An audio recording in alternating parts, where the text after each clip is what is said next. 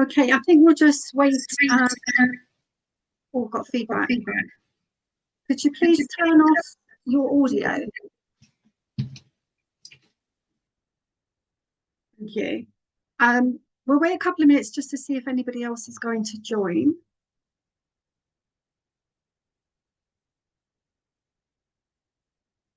While we're waiting, it is very, very hot here in the UK.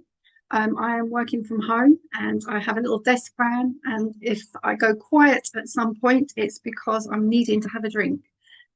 So please bear with me.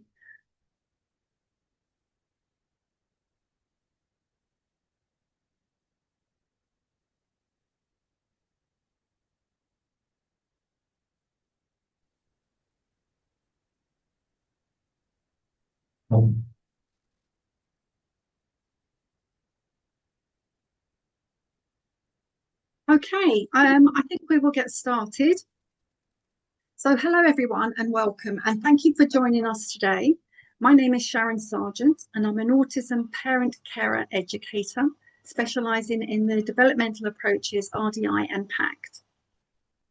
I began my journey as a PACT practitioner 9 years ago and have since supported families, professionals to use the approach in practice.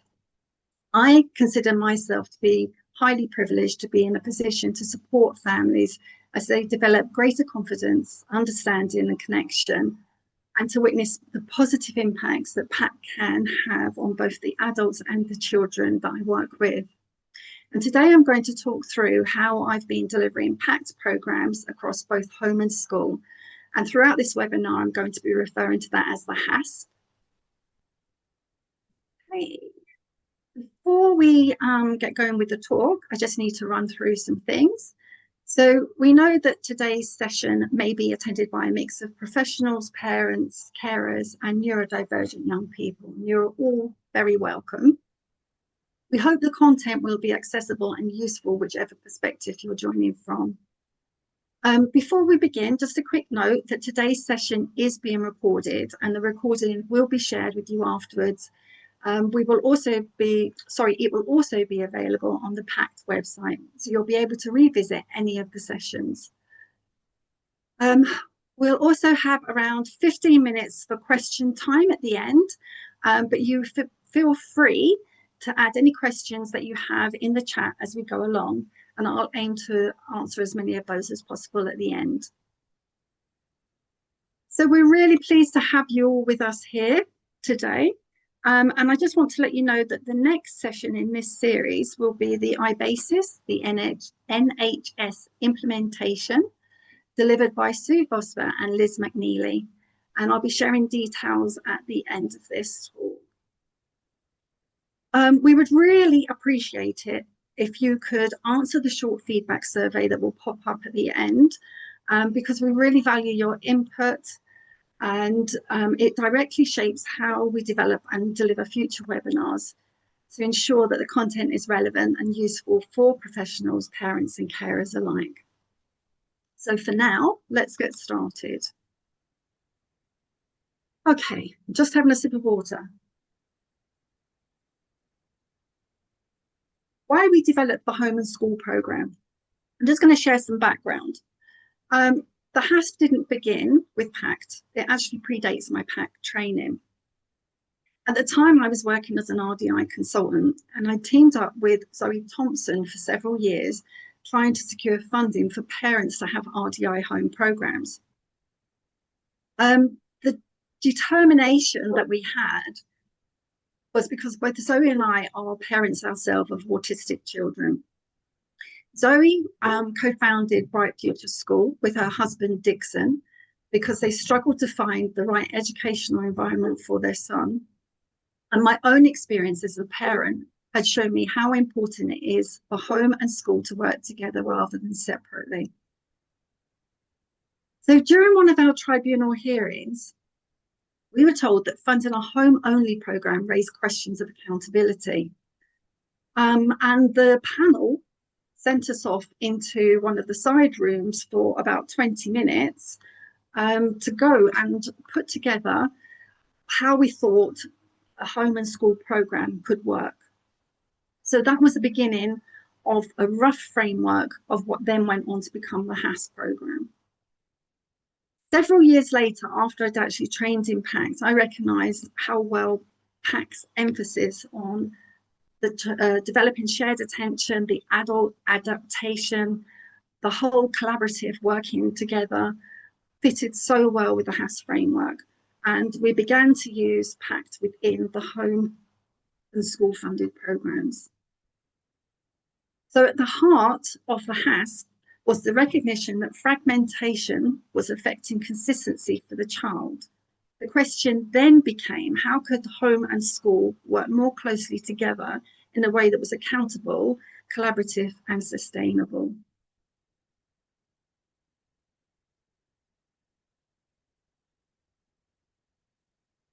Sorry, I'm not sure my slides just jumped then, it went through me a little bit. Okay, so why a home and school model matters? I think Claire's quote, that's one of the parents that I've worked with, captures the importance of the alignment. If school and home aren't doing the same thing, it's counteracted. It just doesn't work. So with a home and school model, we can work on shared goals rather than separate agendas, and gain a shared understanding of the child so that consistency starts to come across across lots of different environments, but particularly home and school. So PACT recognises the child's communicative attempts are valued, and the HAS recognises that the parents and the teaching assistants, or in our case, learning mentors, actually each hold valuable knowledge that's really important for the other person. So we then needed to be thinking about, well, what does PACT offer that could support this collaborative approach? So what PACT brings to the HAS, some of you will be trained in PACT and others of you may not be that aware of the PACT principles. So I'm just going to recap on that a little bit. At the heart of PACT is developing shared and maintained attention by following the child's lead, the child's focus, and the child's interests.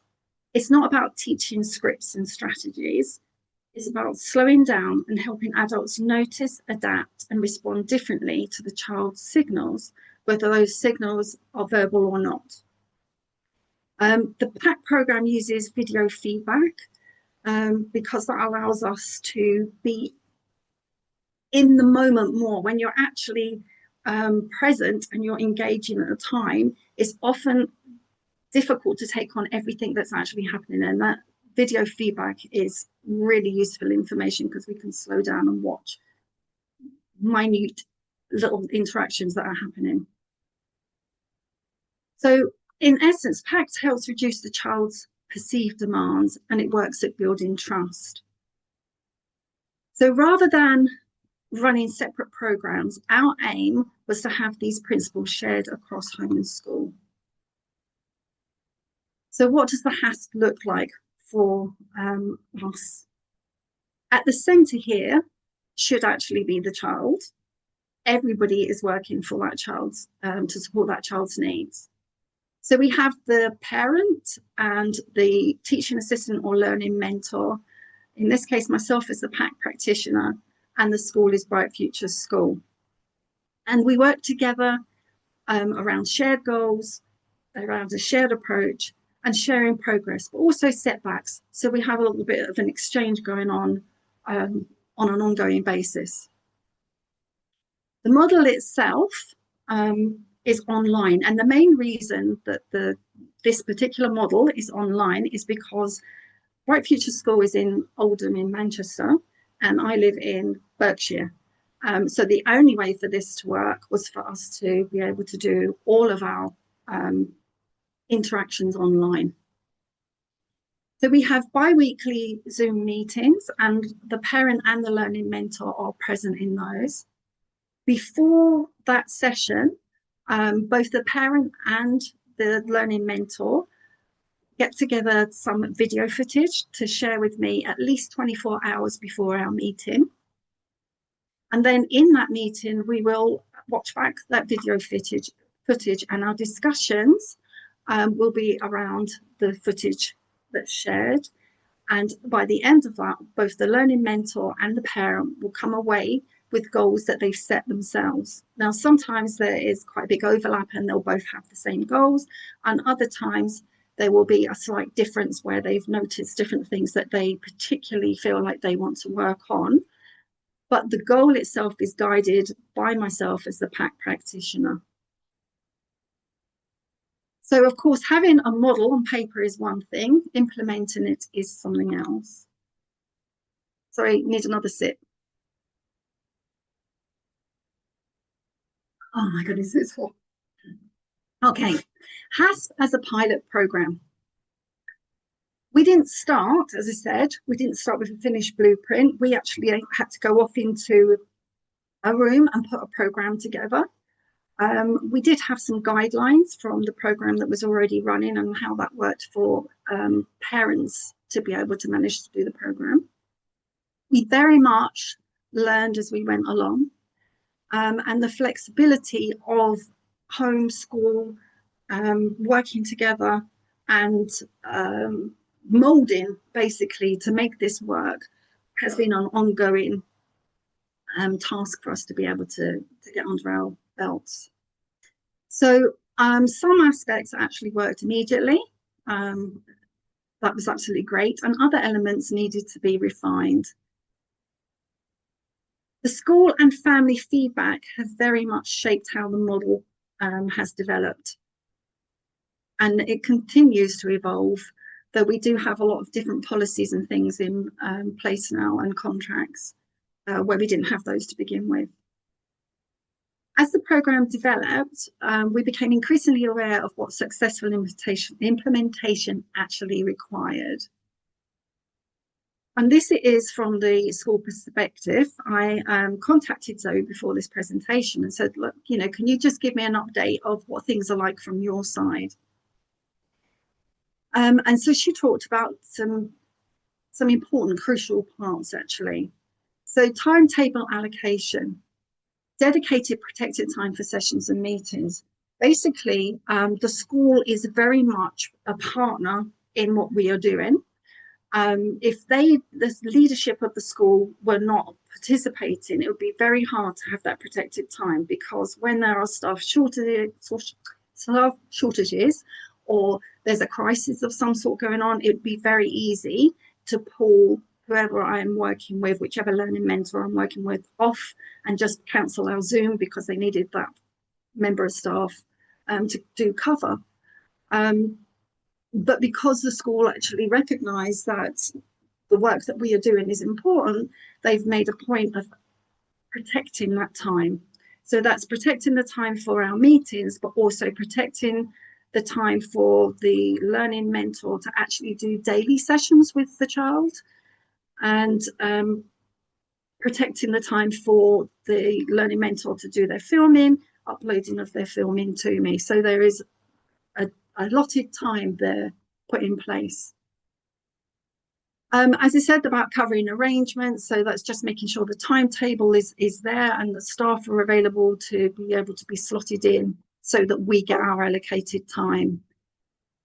The school have been the leadership in this program. They're the ones that actually deal with the local authority and for the funding aspect of it, but also how the whole program hangs together for it to be able to work for school.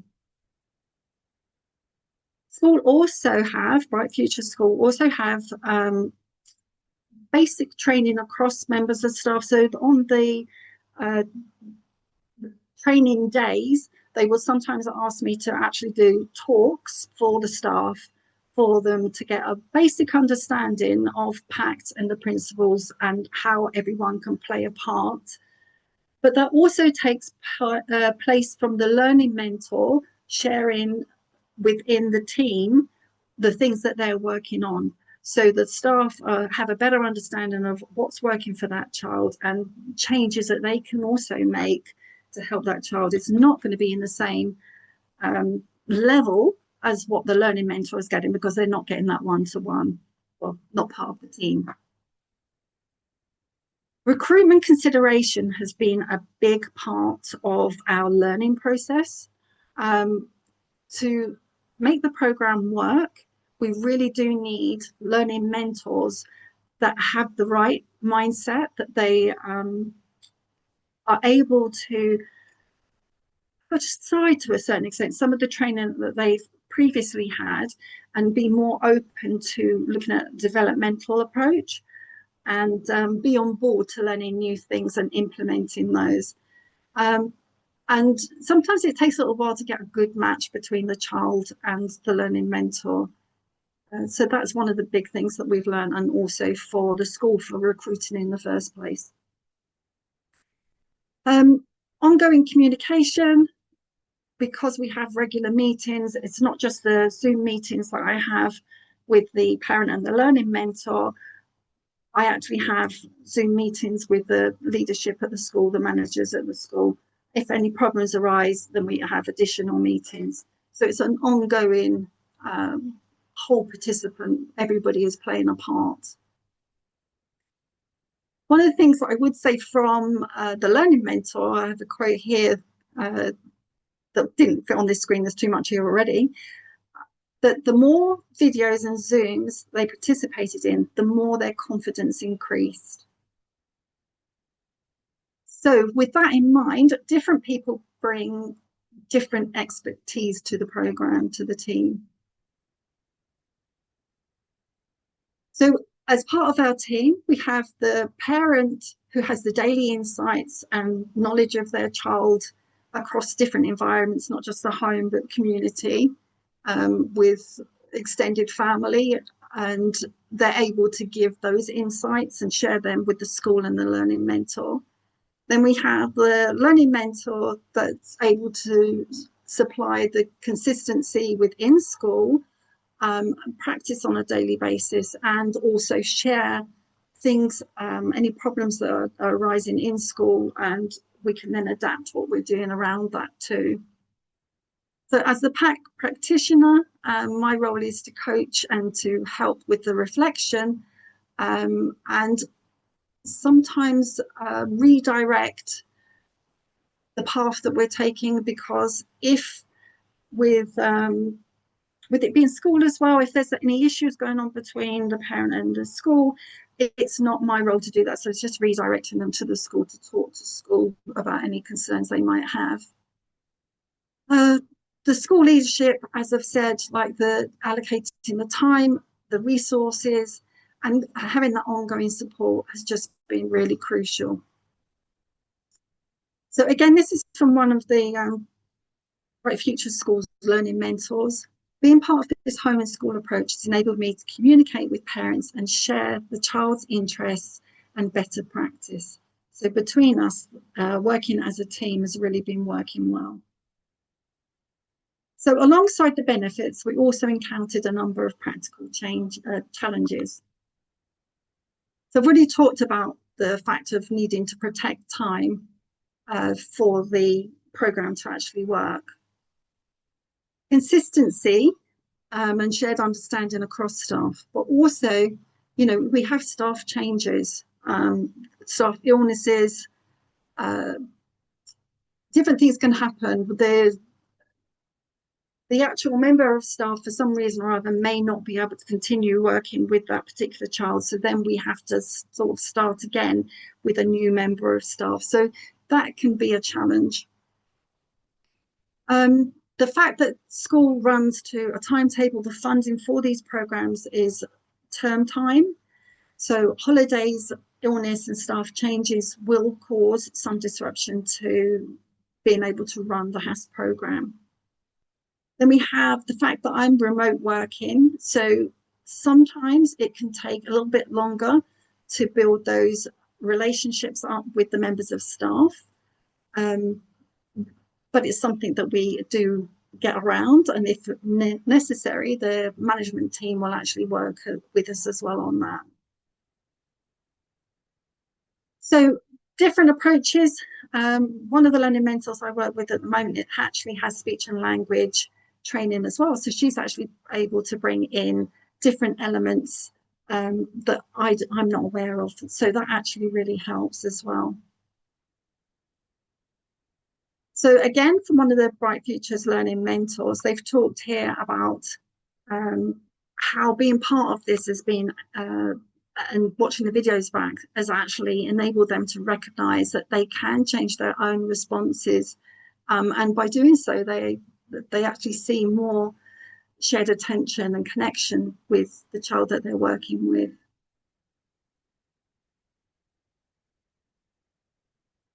Okay, need to have another sip of water. As I said, it's really hot here.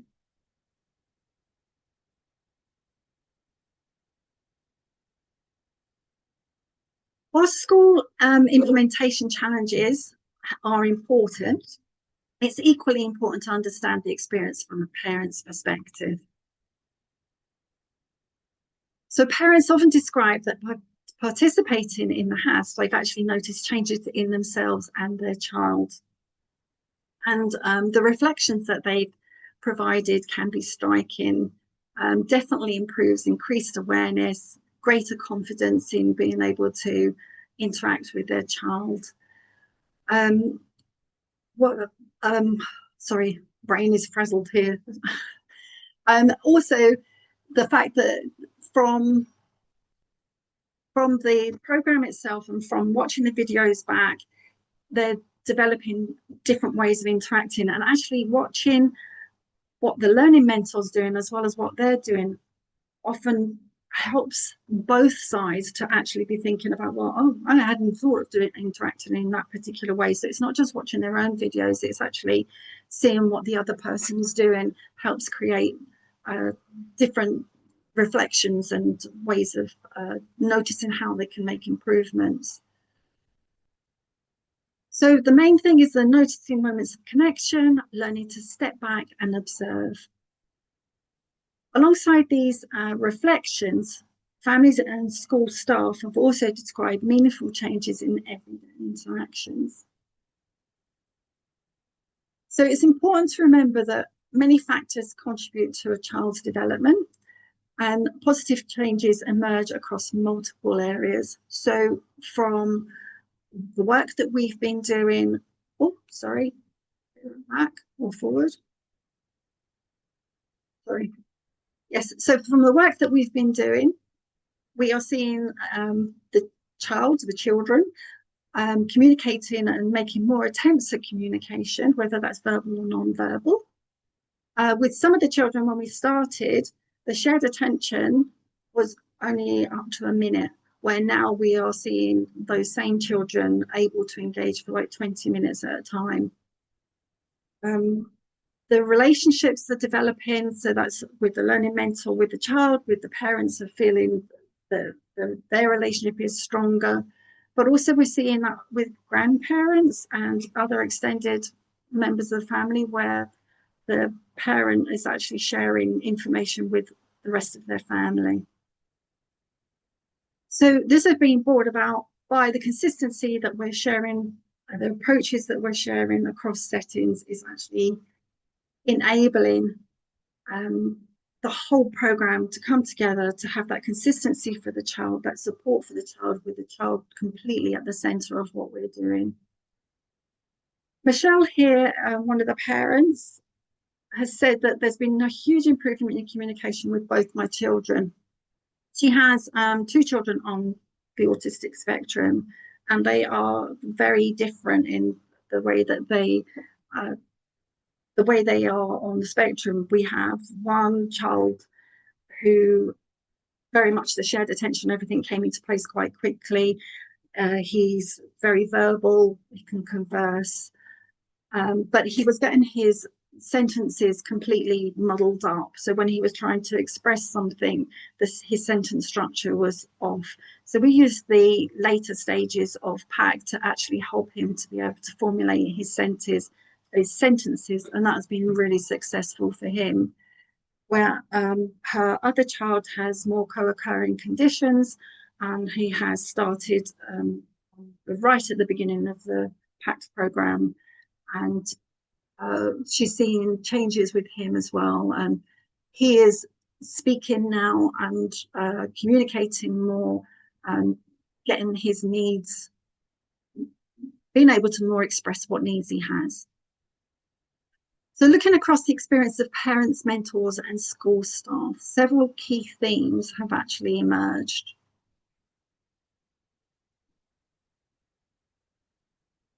Sorry, I'm taking a breather. I'm just cooling down a bit. Okay. Consistency prevents that fragmentation across home and school. And we are actually seeing that in our model. It's actually proving that. The relationship drives progress. That shared attention and communication is absolutely fundamental to building those relationships, and they are coming along really nicely. Adult adaptation led to increased meaningful child interaction and prolonged engagement. The parents' insights actually deepen the understanding for everybody, but also the learning mentors' input helps just as much, where parents don't ordinarily see what's actually going on at school. They just get the odd comment here and there. The parents had a lot more involvement in what's going on in school, much more awareness, so that it's worked really well in that way. The discussions that we have very much are about validating the differing or similar perspectives, and that's been crucial for the implementation of the PACT as a HAS program. So implementation requires that commitment. I have another quote here that again didn't put onto the screen, but it's from one of the parents, Claire. So all be having the same goals and the same vision makes a huge difference. And I think that's been very much evidence. So for me, across the parent and school feedback, one theme that has kept emerging, that people weren't simply learning what to do differently, they were learning to notice differently. So that reflection led me to think about one final question. Who is adapting most in the interaction? Is it the adult or the child? For me, one of the most powerful aspects of PACT is that it invites us to reflect not only on the child, but on our own role within the interaction. Okay, so thank you so much for joining me today and for your time and engagement. Just before we move on to the Q&A, I just have to cover a few more things. Our webinar series that's coming up. Again, taking a breather.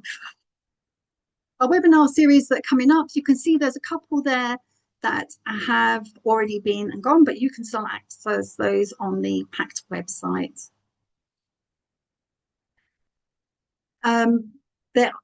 This is the research. If anybody wanted to go off and have a look at the research again, you can get this by going on to the PACT website. And if you were interested in going into training, this is how you could do it as well. Go onto the PACT website and to become a PACT practitioner.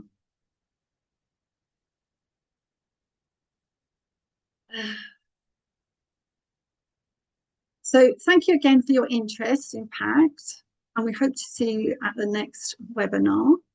Do you have any questions? I should have had something else come up on here.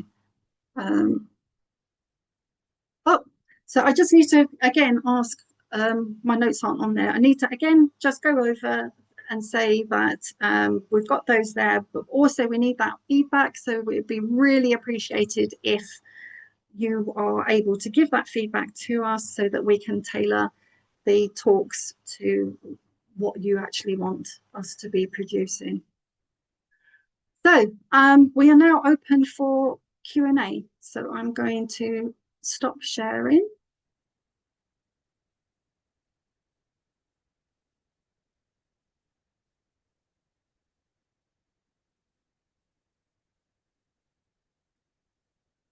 Did we have any questions? There are a couple in the chat for you, Sharon,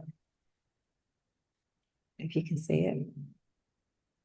Oh, I'm really sorry. I am so hot. My last leg's here.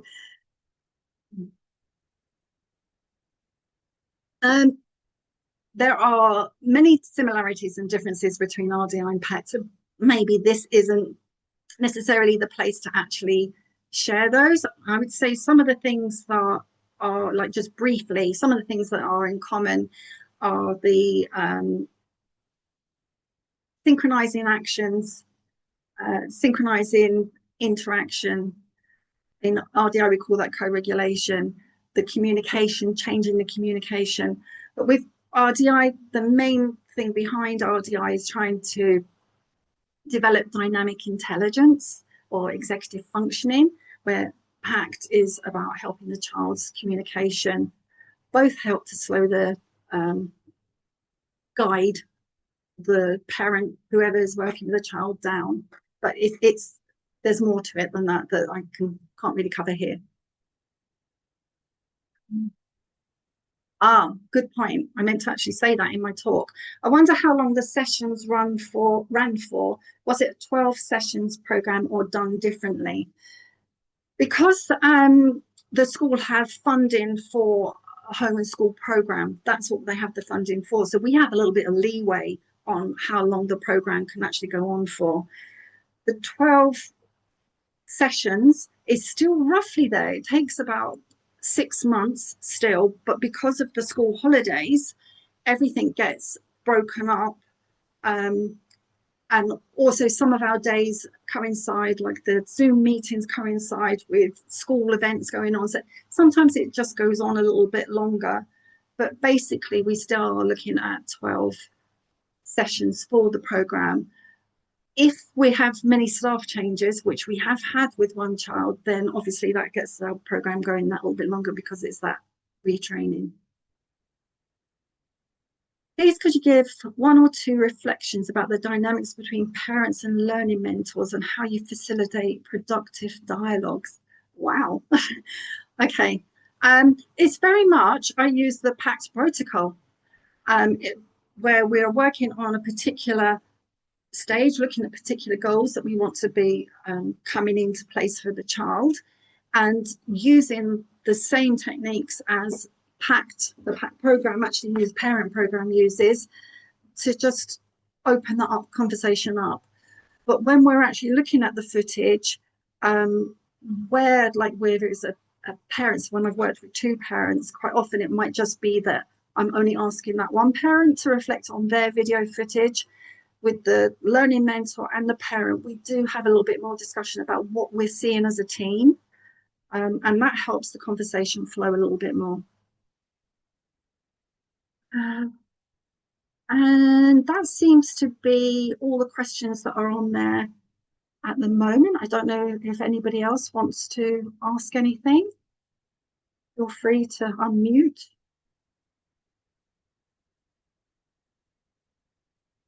No? Okay, so do we have, there we have the feedback. If you could go on to that feedback there and give your input, it would be really appreciated. And I think that's it for today. So obviously come along to any of the other webinars. Everybody would love you to be there. Thank you for coming along. Okay.